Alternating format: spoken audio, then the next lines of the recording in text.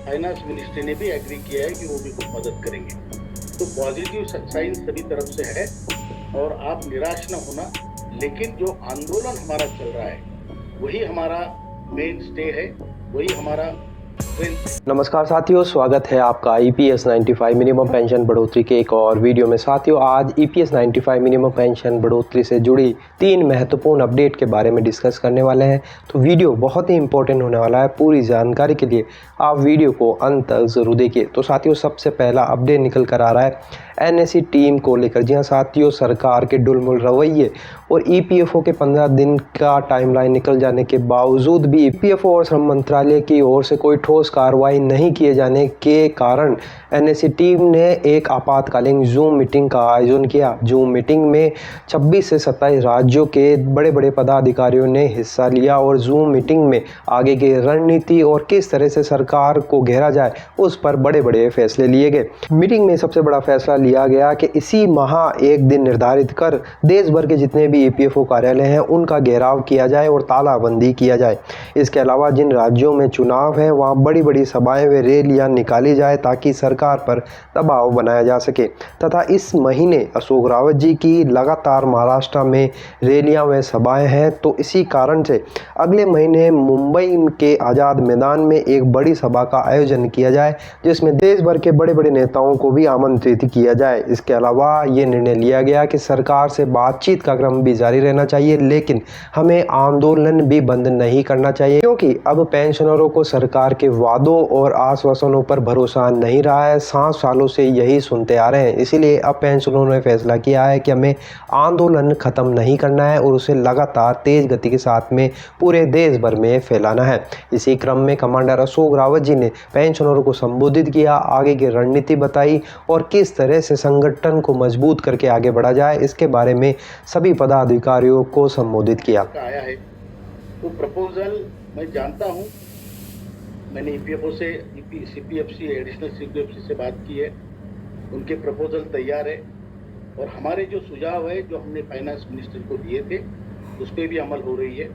हमने उनको 3-4 सुझाव दिए थे हमारी तरफ से क्या हो सकता है, सीलिंग लिमिट बढ़ाना है और कुछ है, और ईपीएफओ की तरफ से क्या हो सकता है, कैसे वो बढ़ा सकते हैं उनका जो कंट्रीब्यूशन है पेंशन की तरफ, और फाइनेंस मिनिस्ट्री ने भी एग्री किया है कि वो भी कुछ मदद करेंगे।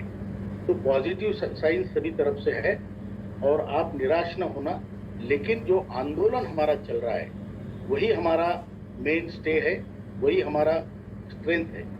तो ये आंदोलन बड़ी तौर पे करना, अभी इसका असर बिल्कुल इलेक्शन पे पड़ेगा, उसमें कोई डाउट नहीं है, कोई डाउट नहीं इसमें। अभी 21 तारीख को हमारा नासिक, 22 तारीख को पुणे, 23 तारीख को नगर के एक जगह पे है और 24 को औरंगाबाद में बहुत बड़ी मीटिंग है, 25 को भीड़ में है और फिर उसके बाद सोलापुर, नांदेड़, परभनी, अमरावती, हर जगह मीटिंगें होगी और इसका असर इलेक्शन पे पूरी तरह से पड़ेगा।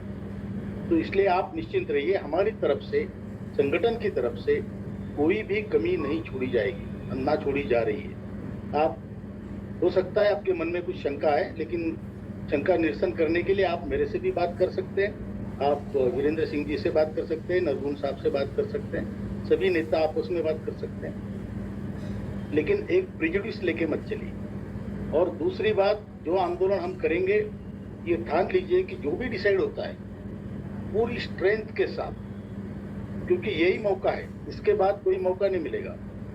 अभी एक बार इलेक्शन निकल गया तो हमारे हाथ में कुछ नहीं रहेगा, इसलिए आपको पूरी शिद्दत से, पूरी जोर शोर से यह आंदोलन जो भी डिसाइड होता है करना है और बिल्कुल जीतना है, कोई डाउट नहीं है, जीतना है।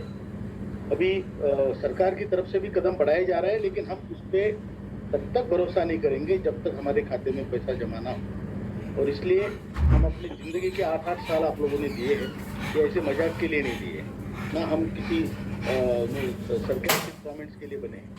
हमने जो किया है और जो कर रहे हैं वो अपनी पूरी जी जान से कर रहे हैं। किसी के भी गोदी में बैठना आपको बिल्कुल सूटेबल नहीं है।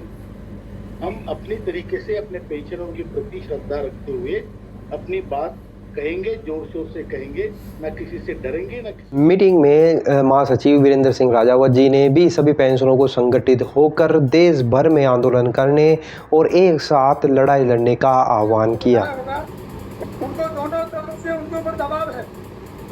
माननीय मुख्यमंत्री की ओर से जो दबाव आ रहे हैं कि आप हमको मिलिए, हम आपका काम करवाना चाहते हैं, और दूसरे पक्ष की ओर से भी उनके पास में ये सब उनके पास में प्रपोजल आने शुरू हो गए कि आप हमारे साथ में आइए, हमें सपोर्ट कीजिए, हम आपका काम करवाएंगे। तो हरियाणा में पूरा दबाव बन चुका है। इसने यहाँ बताया है 20 तारीख तक जो है हम अपना आंदोलन का जो एजिटेशन मूवमेंट है उसको हम फाइनल करेंगे। तो दूसरी महत्वपूर्ण अपडेट निकल कर आ रही है निवृत्त कर्मचारी समन्वय समिति की ओर से। यहाँ पर आप देख सकते हैं एम्प्लॉइज पेंशन कोऑर्डिनेशन कमेटी ने माननीय धनंजय चंद्रचूड़ जो सर्वोच्च न्यायालय के सर्वोच्च न्यायाधीश हैं उनको एक पत्र लिखा है और प्रधानमंत्री मोदी जी की उनके घर पर गणेश आरती के उपलक्ष्य में उनको ये पत्र लिखा गया है, जिसमें बताया गया है कि ये किस तरह से ये देश के लिए अच्छा नहीं है और किस तरह से सारे देश के मीडिया और लोग इस मीटिंग को गलत तरीक़ों से देख रहे हैं। इसके अलावा इस पत्र में EPS 95 के मुद्दों को हवाला दिया गया है और किस तरह से आज लाखों पेंशनर्स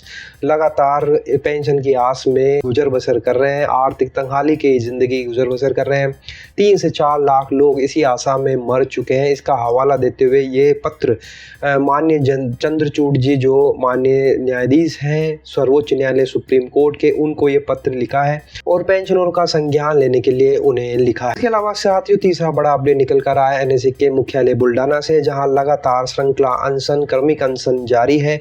5 वर्ष और 271वां दिन था, यानी 6ठा वर्ष चल रहा है। कल राष्ट्रीय संघर्ष समिति की नारी शक्ति ने बागडोर संभाली और मीना ताई सिंह जी और सरिता ताई नारखड़े जी ने अनशन में भाग लिया और अनशन के कार्यक्रम को आगे बढ़ाया।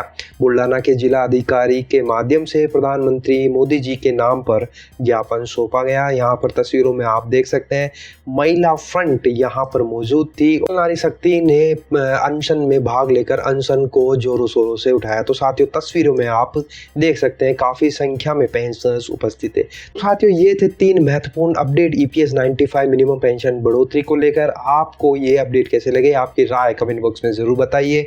NSE के प्रयासों को आप किस तरह से देख रहे हैं ये भी आप अपनी राय कमेंट बॉक्स में बता सकते हैं। वीडियो अगर आपको अच्छा लगा तो लाइक शेयर ज़रूर करिएगा। इसी तरह की अपडेटेड इन्फॉर्मेशन प्राप्त करने के लिए आप चैनल को सब्सक्राइब ज़रूर कर लीजिए। तो फिर मिलते हैं, तब तक के लिए अपना ख्याल रखिए। जय हिंद, जय भारत।